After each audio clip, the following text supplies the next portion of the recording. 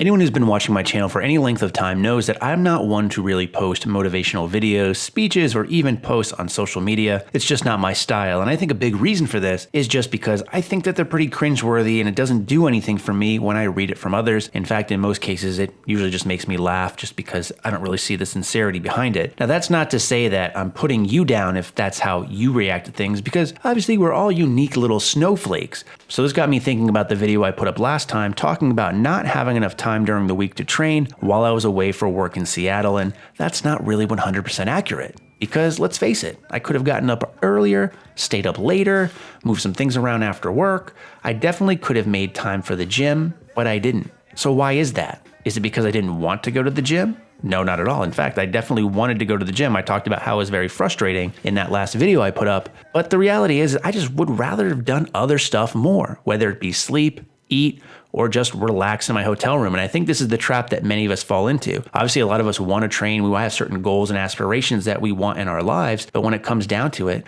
we would still just rather do other things more. And that's really the problem I have with external sources of motivation is it's other people's videos, other people's words, other people's quotes that you have to really rely on to get you going. And while that might work in the short term, but in the long term, I don't think that's very sustainable. There's only so many times you can read a quote, watch a video, until that effect starts to wear off and a law of diminishing returns comes into play, and then you're left looking for other sources of external motivation to keep you going. What it boils down to with me is the fact that these external sources of motivation are somebody else's voice you're relying on to get you going, when in reality, the only voice that matters is your own internal one, and you really need to decide what you want to do and set your priorities right. I think that way it's much more sustainable in the long run, and with this, we all know that consistency is key when it comes to making results in the gym or any other aspect in life, and that'll go a long way in making sure you're reaching your own individual goals. Now, you might not necessarily agree with me, but the fact that I now put this up on the internet automatically makes my opinion 100% correct and factual.